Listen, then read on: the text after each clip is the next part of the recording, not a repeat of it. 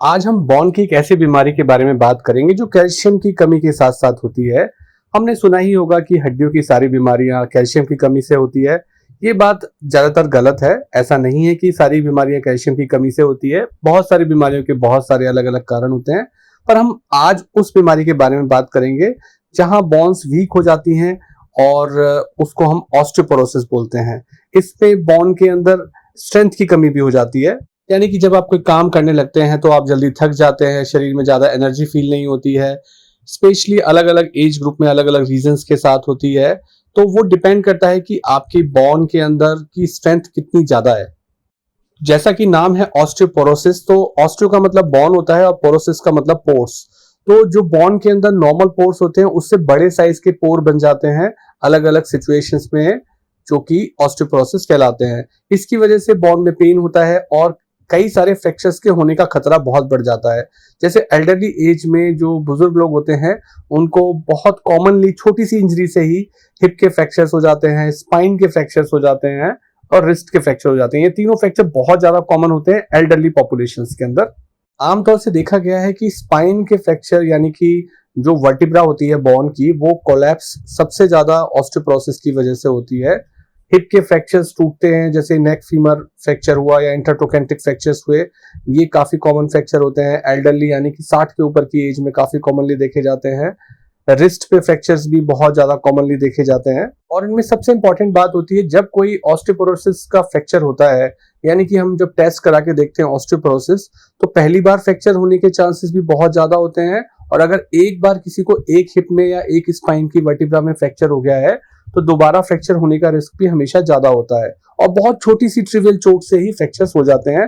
बहुत हल्के से ही गिर गए या बहुत हल्के से ही आपका हाथ या पैर मुड़ गया तभी भी फ्रैक्चर हो जाते हैं ऐसे केसेस में।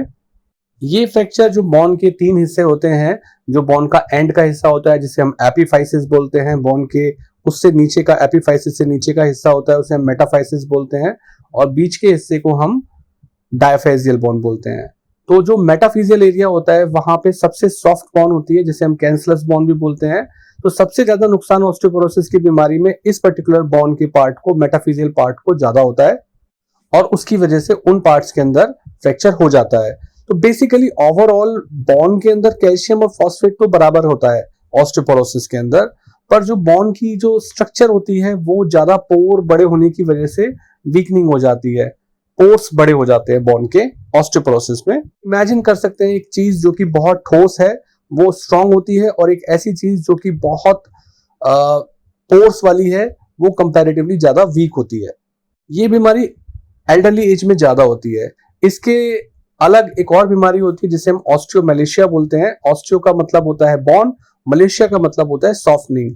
ये बीमारी कैल्शियम की कमी की वजह से होती है। कैल्शियम या विटामिन डी की कमी से बॉन जो होती है सॉफ्ट हो जाती है। सेम बीमारी अगर बच्चों में होती है तो उसको हम रिकेट्स बोलते हैं। तो ये बीमारी का जो एज ग्रुप है वो कंपैरेटिवली यंगर पॉपुलेशन के अंदर ज्यादा होती है और एल्डरली पॉपुलेशन के अंदर ऑस्टियोपोरोसिस ज्यादा होती है। स्पेशली जो मीनोपॉजल एज होती है 40 से 50 की एज में, जो ईस्ट्रोजन की वजह से जो बॉन के अंदर वीकनिंग आती है विमेन में, वहां पर ये होनी शुरू हो जाती है। इस बीमारी की शुरुआत की बात करें तो जैसे जैसे मिडिल एज आनी शुरू होती है, मैन और विमेन की दोनों की बॉन ऑस्टियोपोरोसिस की तरफ बढ़ने लगती है, यानी कि बॉन वीक होने लगती हैं, उनमें पोर्स का साइज बड़ा होने लगता है। और ये वीकनिंग इस बात पे भी डिपेंड करती है कि आपने अपनी अर्ली एज में अपनी बॉडी के अंदर कितना अच्छा कैल्शियम का कंजप्शन किया है। इसीलिए ठीक एज से अगर आप कैल्शियम अच्छे से खा रहे हैं, यंगर एज से कैल्शियम रिच फूड खा रहे हैं, कैल्शियम सप्लीमेंट्स खा रहे हैं, तो आपकी बॉन स्ट्रांग रहेगी। और जैसे जैसे आप ओल्डर होते जाते हैं तो बॉडी के अंदर कैल्शियम का अच्छा बॉन बैंक रहता है, क्योंकि हमारे शरीर के अंदर एक लगातार प्रोसेस चलती रहती है कि जहां बॉन बनती भी रहती है और बॉन टूटती भी रहती है। दोनों को बनाने और तोड़ने वाली प्रोसेस चलती रहती है। तो जैसे जैसे एज बढ़ती जाती है तो जो बॉन को तोड़ने वाली प्रोसेस होती है वो बढ़ जाती है, और बॉन को जोड़ने वाली या बॉन को बनाने वाली प्रोसेस जो होती है उसके कंपैरिजन में वो कम हो जाती है। तो जो इफेक्टिव रेशो आता है वो बॉन के टूटने का बढ़ जाता है, इसीलिए वो बॉन बनेगी कम और एज बढ़ने के साथ साथ टूटेगी ज्यादा, तो बॉन वीक होती चली जाती है, पोर्स बनते चले जाते हैं।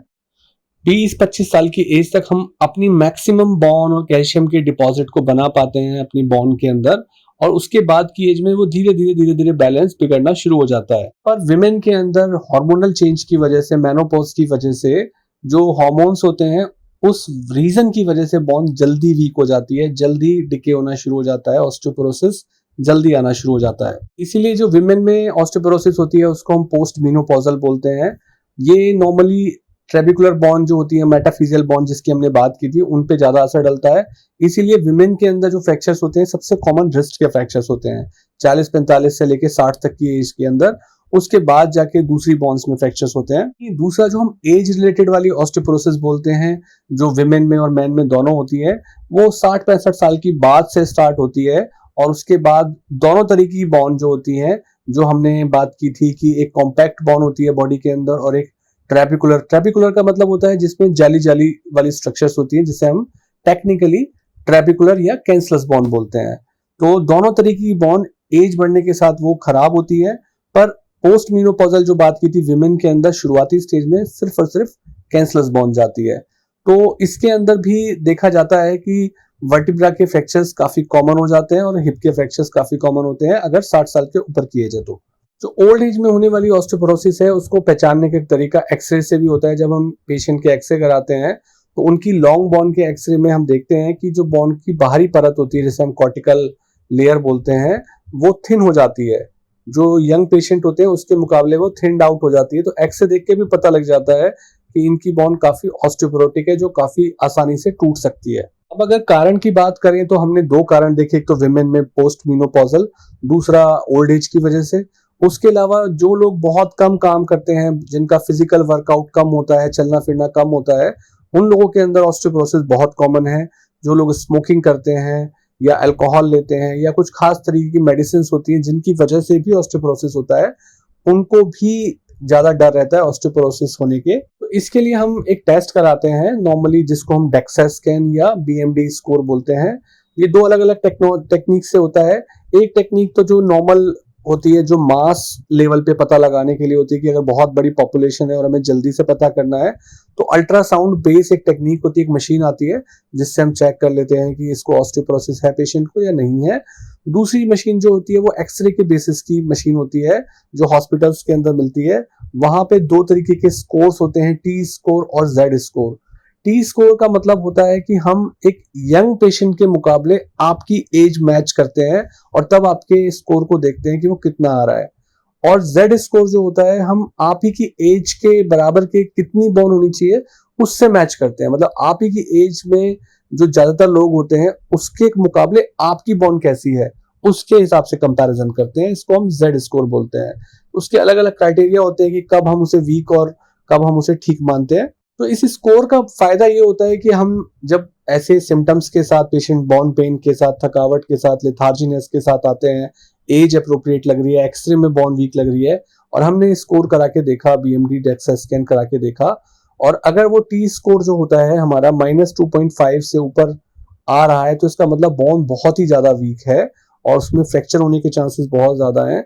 अगर वो उससे कम आ रहा है, -1 की तरफ आ रहा है, तो वो ऑस्टियोपोरोसिस नहीं है, उसको हम ऑस्टियोपेनिया बोलते हैं। तो इस प्रकार से हमें ये पता लग जाता है कि आपकी बॉन की क्वालिटी कैसी है और उसमें फ्रैक्चर होने के रिस्क कितने ज्यादा है।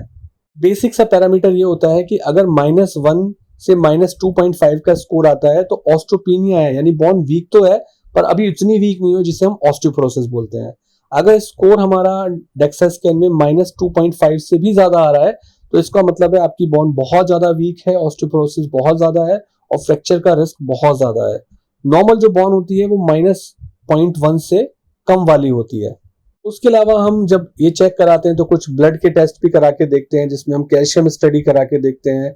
कैल्शियम स्टडी के अलावा अगर हमें कोई शक हो रहा है तो हम पैराथायराइड हार्मोन का चेकअप करा के देखते हैं। कुछ कुछ ऐसी बीमारियां होती हैं जो हार्मोन की वजह से भी होती हैं। उसके अलावा विटामिन डी का टेस्ट करा के देखते हैं। लिवर फंक्शन टेस्ट कराते हैं, जिसमें हमें सीरम एल्बुमिन यानी कि बॉडी के अंदर प्रोटीन की क्वालिटी कैसी है, क्योंकि बॉन के बनने में प्रोटीन एक बेस सब्सटेंस होता है, इसी के ऊपर सारी बॉन का स्ट्रक्चर खड़ा होता है, जो कोलेजन प्रोटीन होती है। तो उसके साथ साथ हम उसको भी चेक करके देखते हैं। एल्कलाइन फॉस्फेटेज से हमें पता लगता है कि बॉन का टर्नओवर रेट कैसा चल रहा है। अगर एल्कलाइन फॉस्फेटेज बहुत ज्यादा बढ़ा हुआ होता है बॉन स्पेसिफिक, तो इसका मतलब होता है कि बॉन इस समय बहुत ज्यादा टूट फूट ज्यादा हो रही है वहां बॉन के अंदर।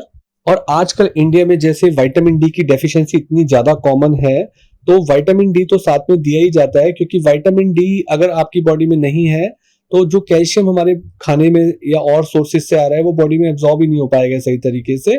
तो इसीलिए विटामिन डी हमें बहुत जरूरी होता है, तभी हमारी बॉडी के अंदर जो कैल्शियम खाने के रूप में आ रहा है उसको हम एब्जॉर्ब कर पाएंगे ठीक तरीके से। तो ऑस्टियोपोरोसिस के पेशेंट में इसका एक इंपॉर्टेंट रोल है।